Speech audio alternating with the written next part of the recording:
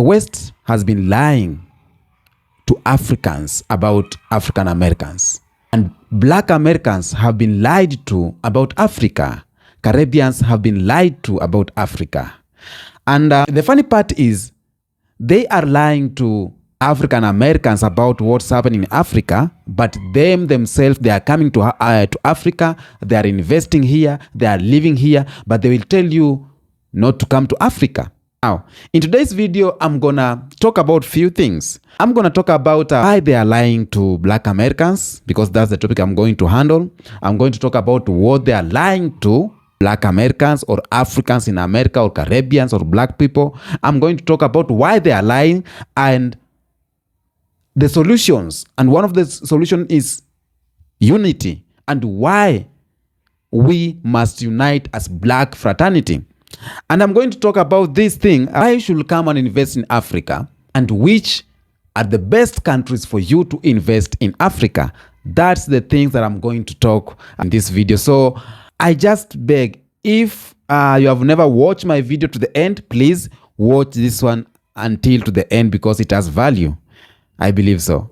First of all, before we get deeper and dive deeper into this video, I have a clip here from a lady from South Africa, or I think from, an African lady saying something to African Americans. Let's watch this. Dear Black Americans, you are taught that Africans, we are savages. We are not. We are cultured.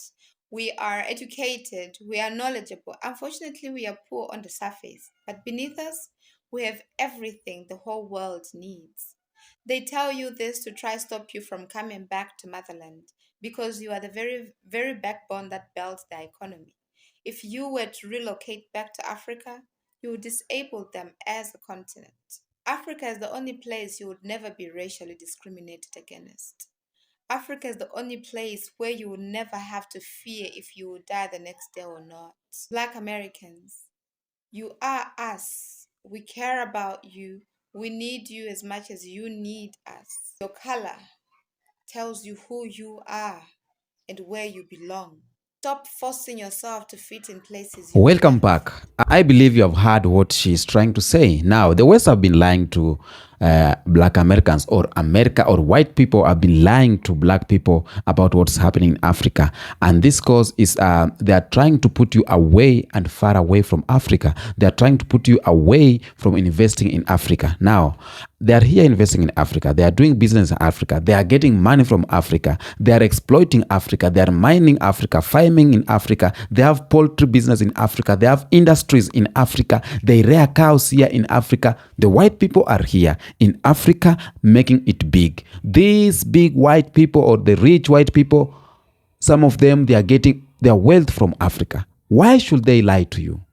Why should they tell you that Africa is like this and like that? That we are people of violence, maybe poverty and everything. Why should white people lie to Black Americans or Africans in diaspora? Many African Americans were taught to view Africa negatively as something to be disconnected from, focusing on poverty, war, and disease rather than the rich cultures, history, and achievement of African society. Here in Africa, they say we are primitive, but we ain't no primitive. They say that we have a lot of poverty, but why are they mingling within the poor people? Is it because they know how to distort from there? Is it because they know how to exploit from the poor people? No, they are restricting you to come to Africa because they know what you're going to achieve when you come here to the motherland. And that's why they are restricting you to achieve that. They want Black people to remain poor forever. Because once you realize the treasure that is in Africa, once you as a Black American, as a Caribbean, you realize how you will make big in Africa, that's the end of them. Because you have all it guards to get what you want in Africa as a Black American. You have the skills, you have the ideas, you know how to mingle within the white people, you have to mingle within the system. So you have the ideas, and that's why they will tell you. You just sit down and think. Why will they tell you that Africa is poor? Don't go there, disconnect yourself from Africa, and yet they are here. Why? They are fighting for the countries in Africa. They are in Congo causing chaos. They are saying Africa is a place of chaos, but they are the one causing chaos here in African countries. Number two, why the West are lying? Like, Western media has played a major role in shaping the global perception of Africa. Often, African countries are portrayed in one-dimensional way. African countries are being carried as an entity, as one house, like Africa is poor. All of African countries is poor. Focusing on negative aspects like famine or diseases and conflicts. That's where the media always focus on. When they are doing documentary in Africa, they don't do documentary in good places. They do documentary in, like places that, just watch this video.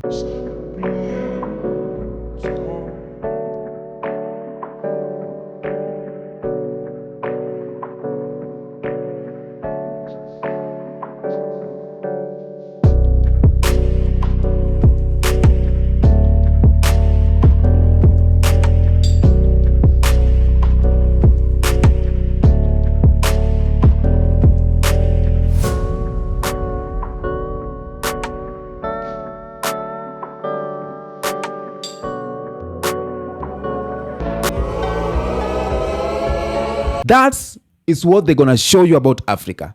They're not going to show you about the best part of Africa. They're not going to show you about the best people who are in Africa. They will show you about a certain community that they are living on their culture.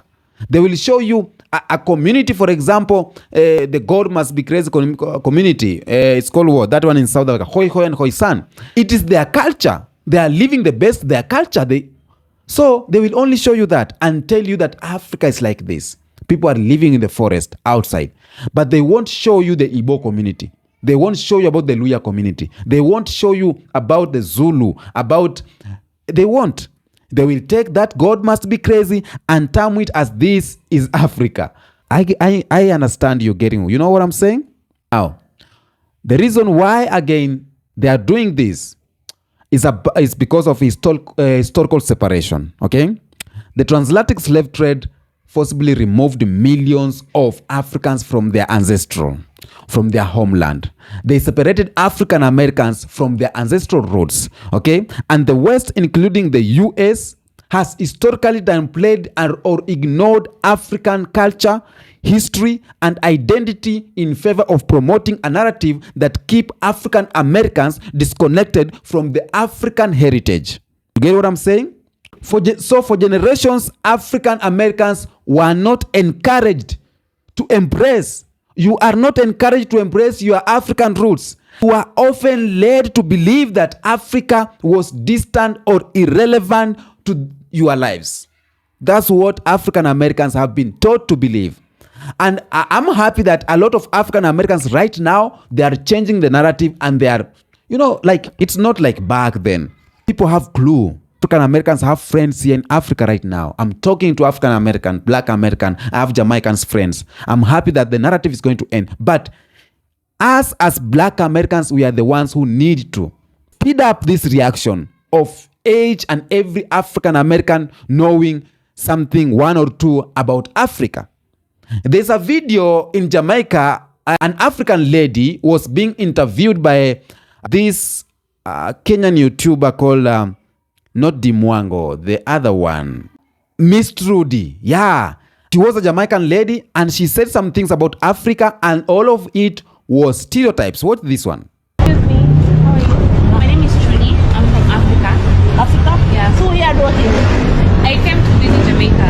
So I wanted to ask Jamaicans what they think of Africa. Africa, me not like African people. Why? African people believe in our Wobia.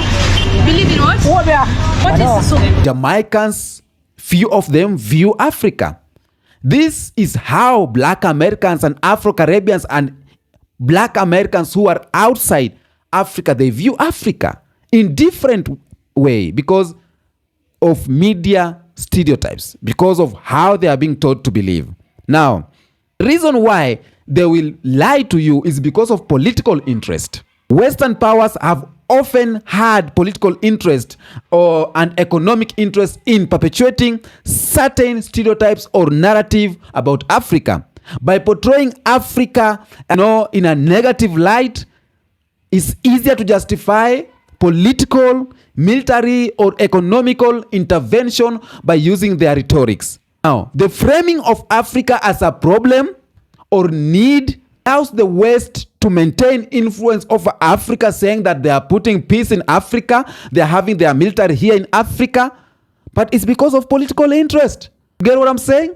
They have their own interest, and their own interest is to be here in Africa, be still here in Africa. Because whoever controls Africa controls the world. Whoever controls Africa, or whoever have the interests of Africa, have the resources. Whoever controls Africa can have anything, the gold, the copper, the uranium. So I may say this, they need this, okay, for them to remain or maintain the influence over Africa. And they will tell you that Africa is bad so that you will not come to Africa, because they know maybe in one way or the other, as a Black American, as a Jamaican, as an African who went through a lot, who built America, who built the UK, as an African who has been slave for over years, who have been fighting injustice in America and won, will notice there is something wrong with Africa and will come forward. That's what they don't want. They know you are better. So they will bring lies from left, right, center to tell you what's happening in Africa. And all of them is just a lie, a lie, a lie, a lie. Okay? And they have been lying to you all this way. They have been lying to you all this way. And I'm happy that a lot of African Americans, they know now it's a lie. Now, I understand you who you are watching this video. I understand you know very well it's a lie. But why are we still not united? Why are we still have some Black Americans, some Jamaicans, some Caribbeans who are saying that Africa is not our land? Why? Home is better, okay? By knowing your identity is one of the greatest gifts you could ever have as a man. Now, what are they lying to you about? That's the second thing we are going to tackle. What are they lying to you about? They are lying to you about Africa is often, a continent of poverty, diseases, war, and primitive lifestyle.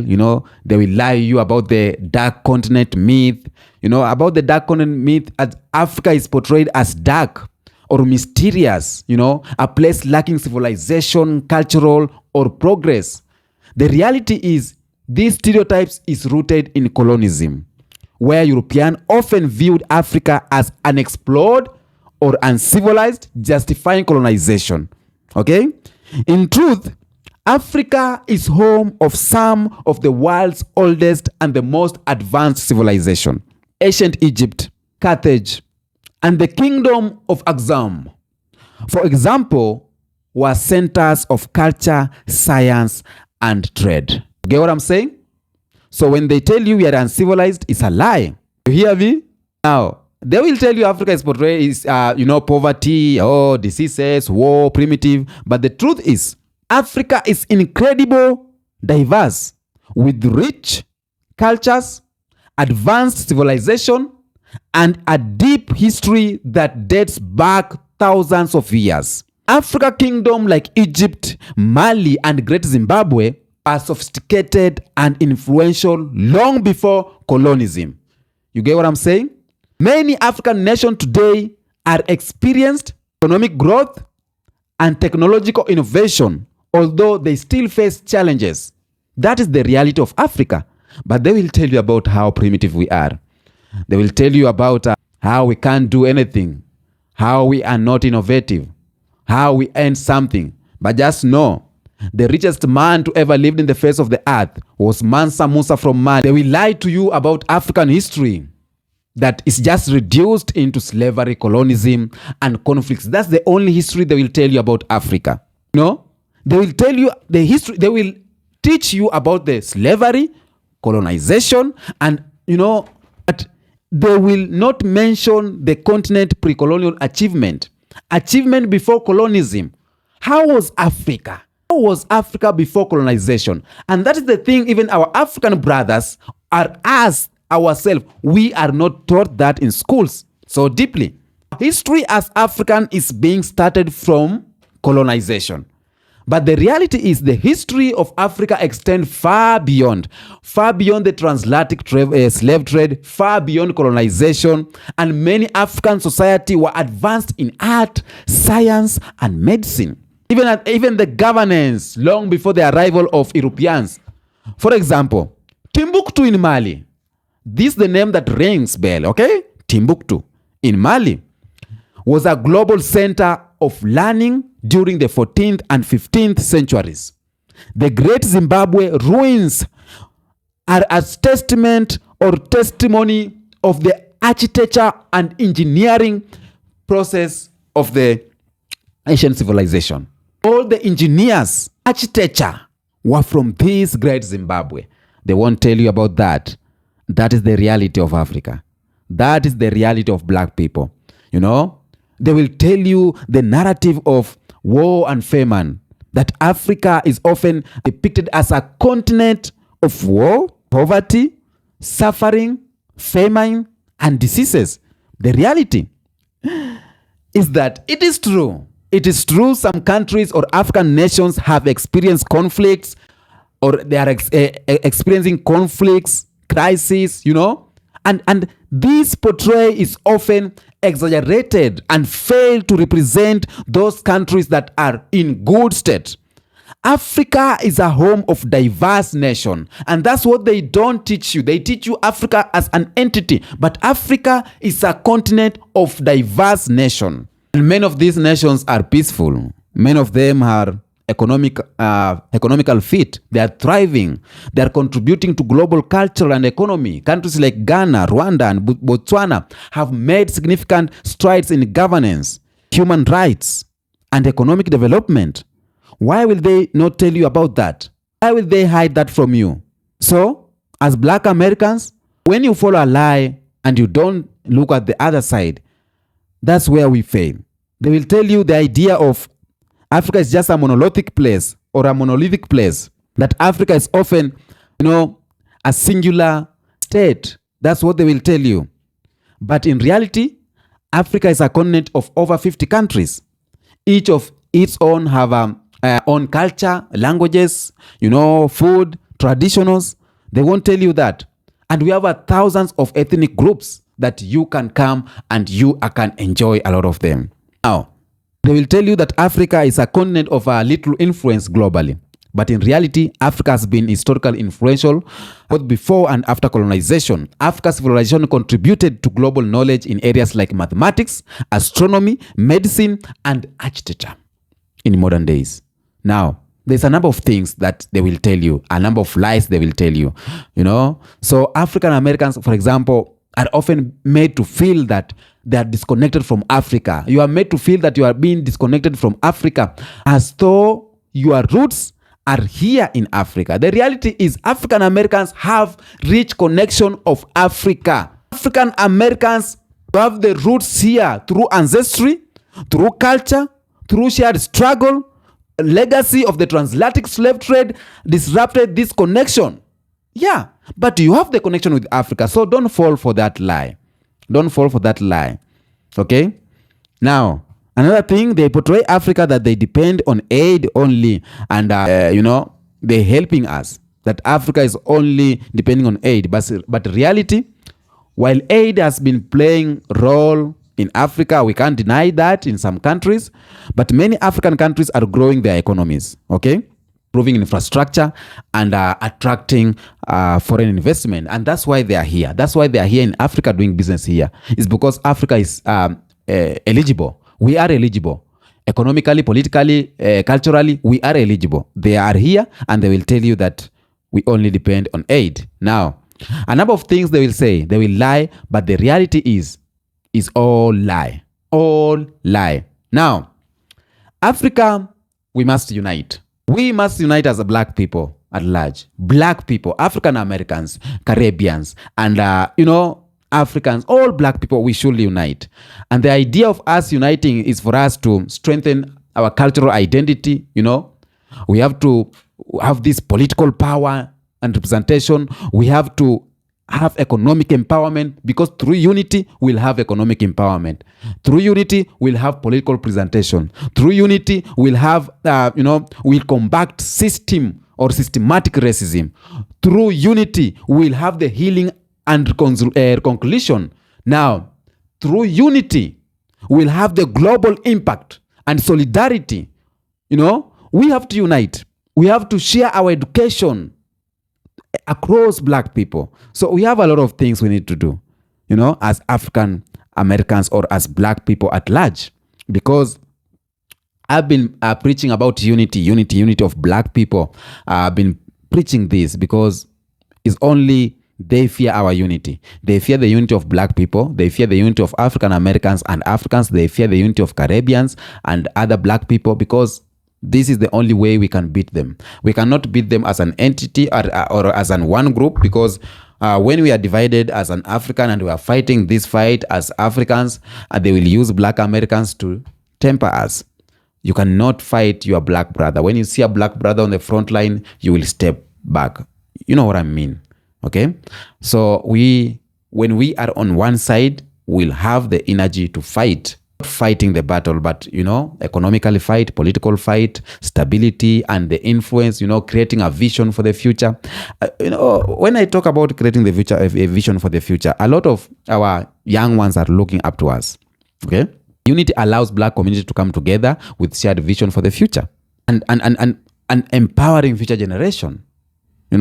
By uniting today, black community can create an agency or a legacy for the next generation, and the next generation will have at ease. Now, the last thing I'm going to talk about it is which are the best countries for you to invest as a black American, as a Caribbean, as a Jamaican, Grenadian, Cuban, anyone who feels to come to Africa as our brothers, the best countries for you to invest. Sorry if I will not mention the country you love, but I'm just brushing off just from my research and from what I know as an African brother. And, I have my brothers here doing business, and they will be telling me South Africa is blooming.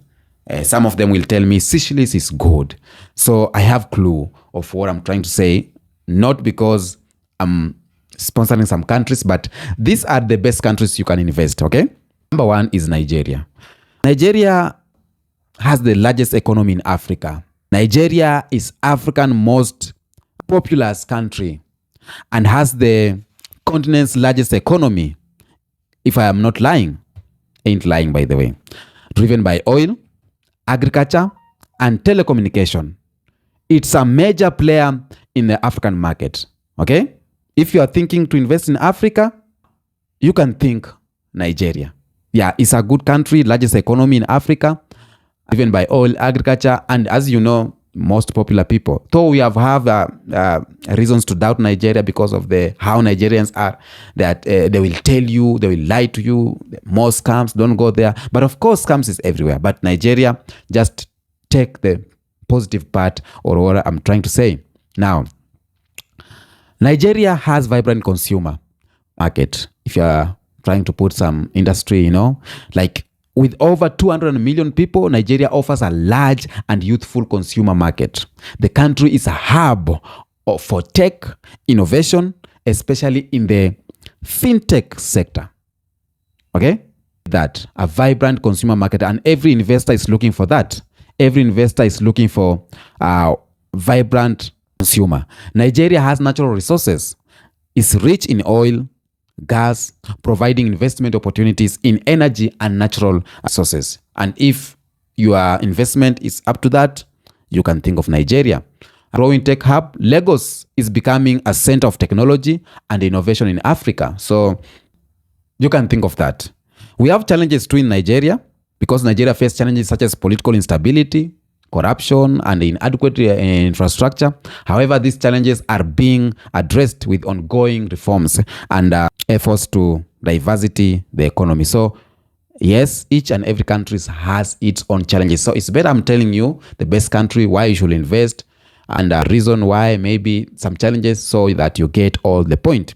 Number 2 in my list is a country called South Africa. South Africa is a well-developed infrastructure country, one of the most industrialized countries we have in Africa on the continent, with strong infrastructure in transport, banking, and telecommunication. Now, South Africa, its location provides access to South African development, SADC, or other regional markets. So it's access to African markets. You can access easily.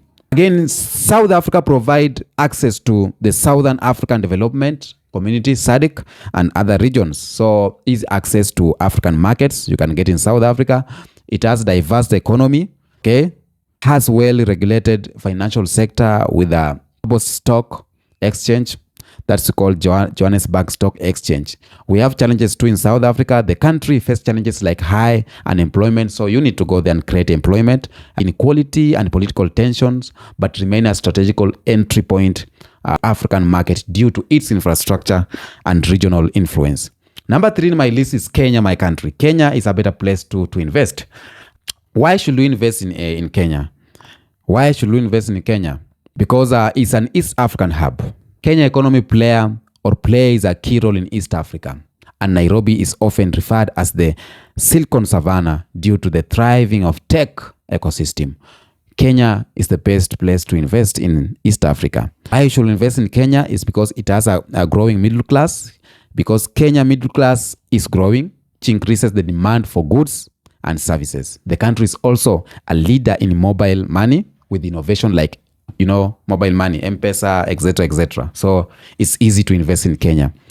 Kenya, has a vast of agriculture and offer opportunities in agribusiness, which is the key driver of the economy. Now, Kenya too, we have real estate market. It's also becoming particular in Nairobi. Like in Kenya, you can do agriculture, you can face into real estate because it's big. Real estate is big. And again, Kenya has a stable growth. The country has shown consistent in the growth. We can say that. So you can have peace investing in Kenya. We have challenges too. Like Kenya face issues like political volatility and infrastructure gaps.